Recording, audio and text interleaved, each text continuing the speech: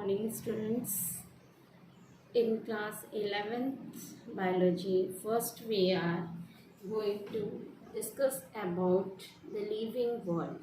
Our first unit is about the living world, which is further divided into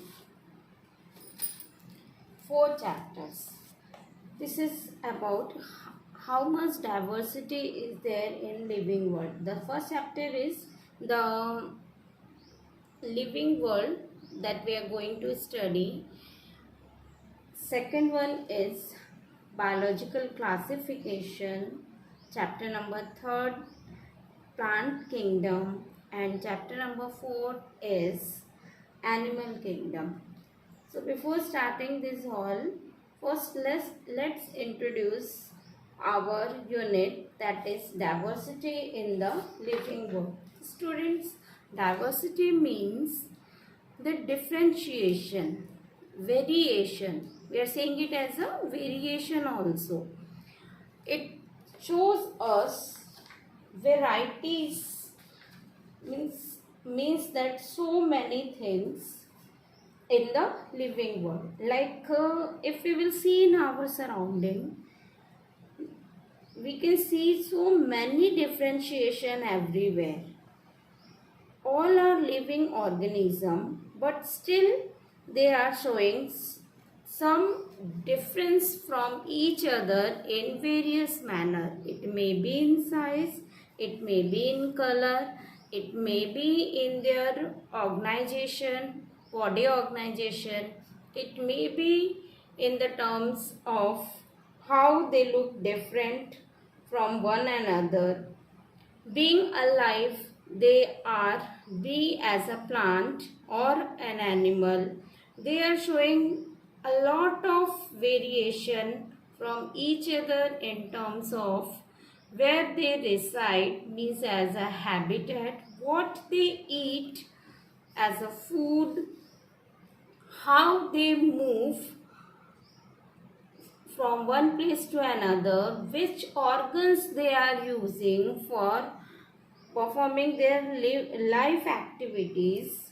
So we can say that the common feature is in all of them that they all are living one, or they all are alive.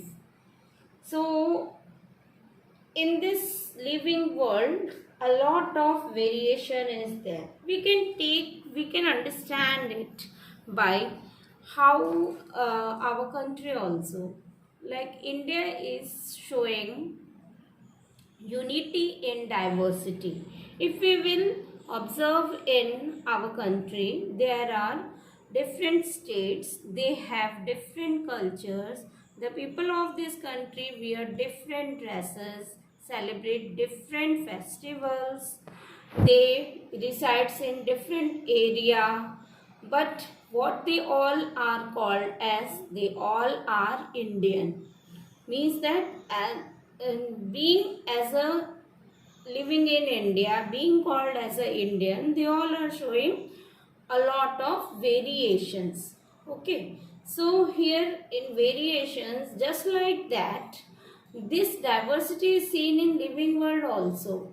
They all are alive, they all are living body, but still they are different from each other. So students, first of all, by starting our first chapter as the living world, let's see what is the meaning of life. How can we say that who are the living one? Students, life is a very unique complex organization of molecules which express itself through chemical reactions. That chemical reaction in their body leads towards the growth, development, the responses which they are giving towards the stimuli, external stimuli, internal stimuli, and we can also say as an adaptation. Adaptation means how these are adapting themselves in environment. So we can say that the life is a very unique characteristic. It is very unique as the ecological conflicts and cooperation among the members of population and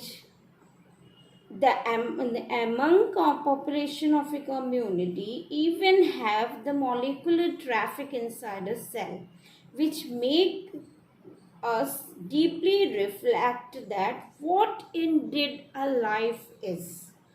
How can we say what the life is? This question, student, has two kinds of implicit within it. What is the first one? It is technical one that seeks the answer about living, what living is opposed to be the non-living. As in the in small junior classes, you have discussed about the differences between living and non-living. Living thing grow, non-living thing do not grow by itself. Living thing eat, non-living thing do not eat by itself. Living thing move, non-living thing do not show any movement by itself. Still any force is applied on it. So like this, you have studied about differentiation between living and non-living. And students, the second impact of what the life is, the philosophical one. And we as a biology students, we as reading about biology, our purpose is to give the answer of the first one, what technical the life is. So students, being living means we are saying it as a characteristic exhibited by the living organism, which shows growth, reproduction, the ability to sense the environment and mount a suitable response towards it, is the unique feature of living organism. We can also say that other features like metabolism, ability to self-replicate ourselves, self-organize, interact, and also be in the list. So let's understand this one by one. These are also called as the characteristic of living beings. First is cellular structure. What we mean as a cellular structure? It means as all living organisms are formed of one or more cells, and that cell is made up of a living matter that is called as protoplasm. So, if an organism is alive, its body is made up of cell. So, we are saying it as a living being. Second aspect is strength organization. It means that the living organism consists of several components and subcomponents which cooperate with one another for their well-being. So, in the organization, they all are interlinked with each other. Third is metabolism. Students, metabolism is the combination of anabolism and catabolism.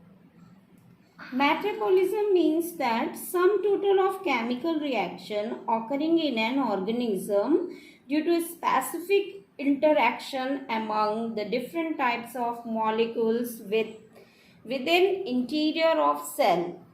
So students, we are, as I have written here, metabolism is the combination of catabolism and anabolism, and catabolism is showing here with the minus sign, whereas anabolism is showing with the plus signs. It means that what catabolism is, it is a process in which the molecules degrade or they break, or we can also say that they disintegrate into simple molecules to form a new thing. And whereas anabolism is just reverse of it, in which the small molecules, or we can say that the disintegrated molecules, they all combine to form a new product.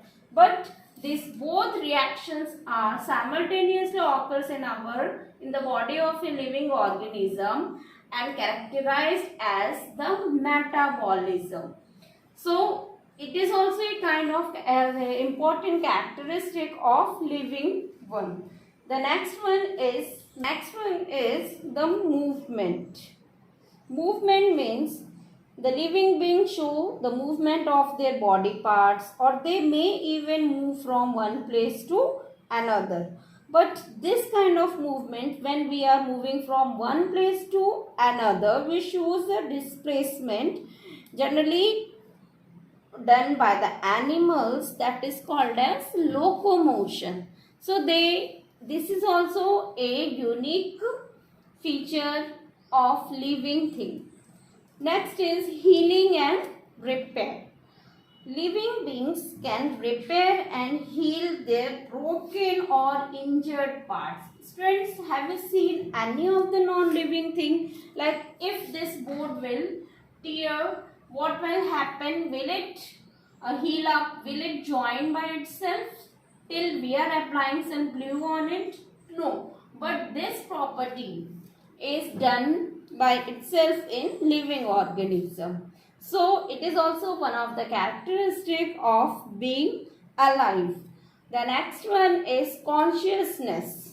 Conscious means it is a living organism which are aware of their surrounding and they respond towards it. They respond towards the stimuli. Students, you have seen in your surrounding that how a living organism shows the response towards stimulus. Like if we put a light on any of the animal, what will happen? They will show a kind of response. That response may be shown by their blinking eyes. They may move away from the source of light, or they may roll their body. This kind of responses can be given here.